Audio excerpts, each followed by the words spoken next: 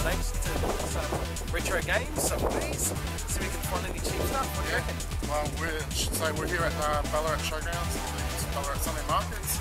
Let's see what we can find. Let's go.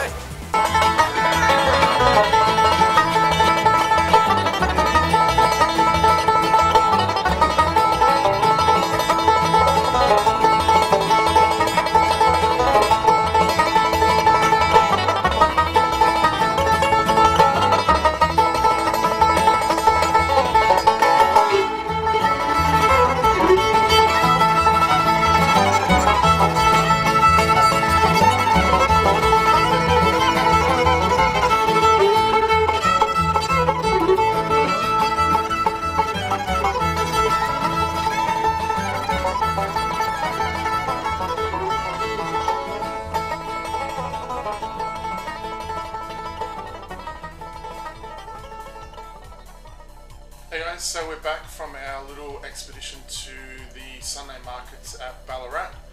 It was kind of a mixed bag, I guess. For sure. I mean, it was cold. Very cold. Very, very cold. There was pretty much nothing outside, was there? No. Except for a green N64. Yes. Which was highly overpriced. $140 to be Yes. exact. 6 carts, 9 box. So. Yeah. And what were the cards? They're pretty much sports titles. There was NHL 99, some baseball game, Carmageddon, I believe, which is probably not even worth the cart that it's housed in. And there was a couple others that I really didn't take notice of. So it was nothing worth getting excited about. Our trip inside, because they basically have an outside area, and then inside in like a little shed, I guess. That was probably a little bit more interesting, I would say. Yeah, it was very promising, and hidden in the back was a boxed Robo. Yes, Rob the Robot, what was it called? Boxed NES with was it Rob the Robot or whatever it's called.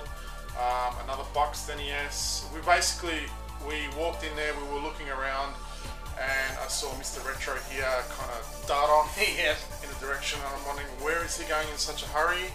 And he kind of turned around to me and, come on. So we both hurried over. We thought we hit the gold mine. Yeah, there was buckets and buckets of Master System games, SNES cards, NES cards, accessories, and a few Atari things and so on. And you can, cool, this guy's got some good stuff. Yeah.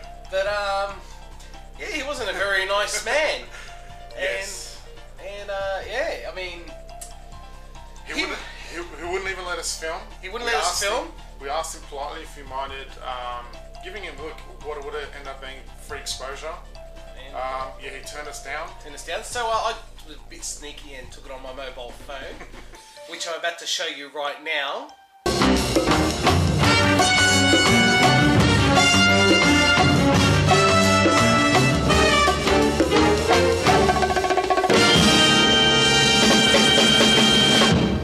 So there you go. That was the footage. I only got like 5 seconds worth, but bit of Mission Impossible stuff. That's right. That's right. But basically, this guy, he was what we would call a reseller. An overpriced reseller. Yeah. You wouldn't pick it from looking at him, to be honest. He would look like someone that you would run into at your local RSL. But yeah, we would ask him a question like, how much for this, how much for that. He basically barked at us. It was like he didn't want to borrow us.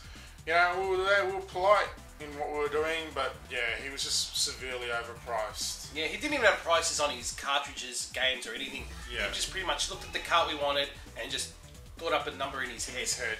And well, he wanted Flintstones for the NES. Now, this is just ridiculous. Like number one on it for, was it $60? Yeah. For that cart. And I just thought that was outrageous. Yeah. Wasn't that outrageous? Exactly. Yeah.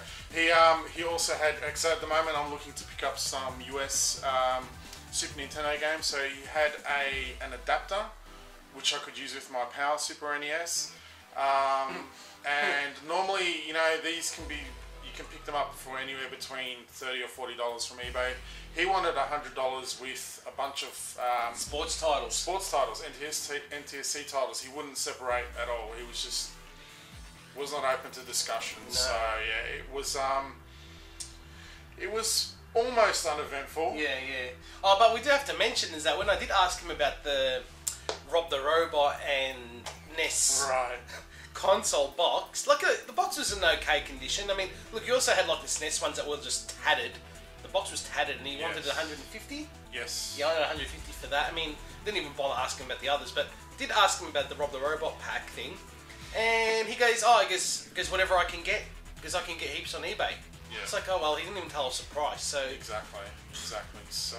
But yeah, we left there, and Well, before we did leave, Mr. Retro over here was piling through the Super NES carts, and turns to me and goes, "You need to get this. You need to get this." So I was like, "What is it?"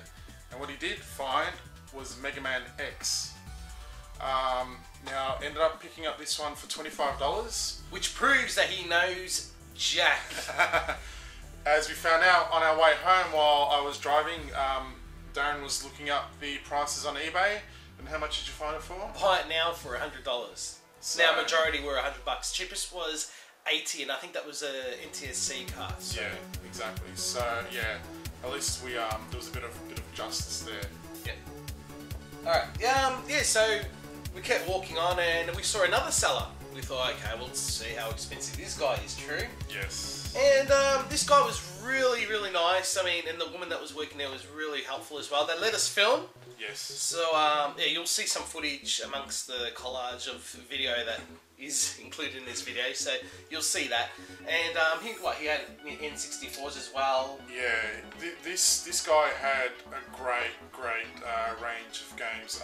Basically from PC, PS2, N64. Didn't had a little bit of Super Nintendo stuff.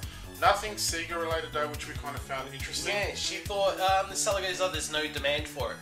Hey, that's good for me because saying that to this guy, yeah, no, he he's a Sega fanboy through and through. So that's awesome for me because that means when I find a Sega game, it's going to be cheap.